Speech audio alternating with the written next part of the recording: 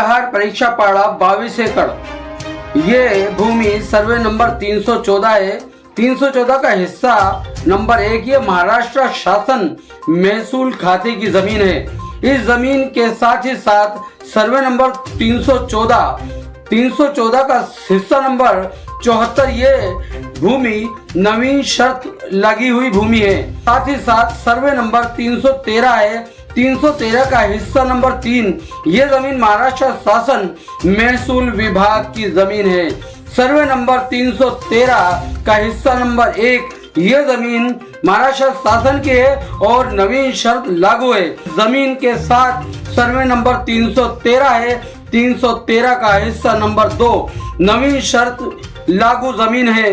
313 का हिस्सा नंबर 4 भी नवीन शर्त की जमीन है। 313 के साथ 314 हिस्सा नंबर 3 ये जमीन महाराष्ट्र शासन की भूमि है। 314 का हिस्सा नंबर 3 ये जमीन वन विभाग की जमीन है। साथ ही साथ 312 का हिस्सा नंबर 2 ये भी जमीन वन विभाग की जमीन है। इसके साथ ही साथ 331 महाराष्ट्र शासन महसूल विभाग की जमीन है।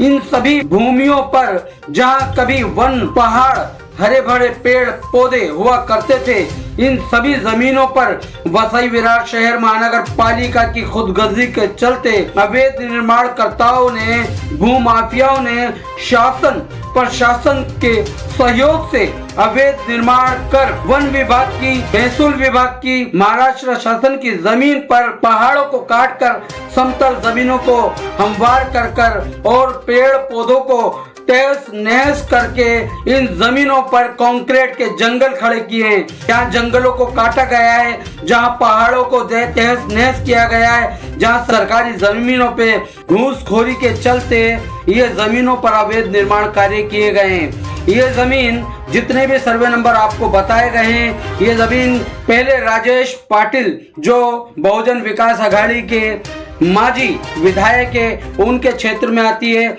और उनके दौर में ही ये सारे अवैध निर्माण कार्य हुए हैं। लेकिन हमें ये उम्मीद थी कि अभी सत्ता बदली है, शासन दूसरा चेंज हुआ है, इसके अंदर विलास तरे जीत कर आए हैं या विलास तरे के देख रेख में ये काम अवैध निर्माण कार्य तोड़े जाएंगे। लेकिन विलास तरे के रहते हुए भी अवैध निर्माण कार्य चलते जा रहे हैं। इन भूमियों को, सरकारी जमीनों को, वन विभाग की जमीनों को तहस नहस करके, इनके जंगलों को खत्म करके यहाँ पर अवैध निर्माण करता है। अपनी खुदगर्जी और महानगर पालिका और शासन और प्रशासन को अपने फेवर में लेकर अवैध निर्माण कार्य किए जाते रहे। ये सारी जमीन पर शासन प्रशासन महानगर पालिका को ध्यान देना चाहिए। वसई विरार शहर महानगर पालिका के अतिरिक्त आयुक्त रमेश मनाले, इनके अंदर में ये सारा कार्यभार आता है, उनको इस पर ध्यान देना चाहिए। कहीं ना कहीं ऐसा लगता है कि शासन प्रशासन पूरी तरीके से इसके अंदर लिप्त है और शासन प्रशासन की देखरेख में ही काम चल रहा है। हमें उम्मीद है कि शासन इस खबर के माध्यम से इस चीज पर ध्यान देगा, इसको संज्ञान में लेते हुए अवैध निर्माणकर्ताओं के ऊपर MRTP के तहत गुना दाखिल कर उनको जेल की सलाखों के पीछे भेजेगा और अवैध निर्माण को तहस नहस कर जो जमीन वन विभाग की है, जो जमीन महाराष्ट्र शासन की है और महसूल विभाग की है, वो जमीनों के ऊपर दोबारा से शासन अपना कब्जा जमा पाएगा, दोबारा से इनको हरा भरा कर पाएगा। हमें उम्मीद है शासन प्रशासन इस पर ध्यान देगा और हमें पूरी उम्मीद है कि अवैध निर्माणकर्ताओं को उनके किए की सजा मिलेगी।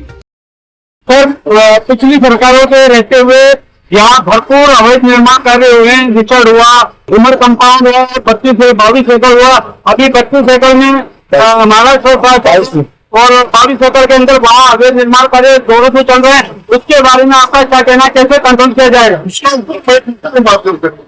आपके क्षेत्रफल में आपको सर उसके ऊपर मैं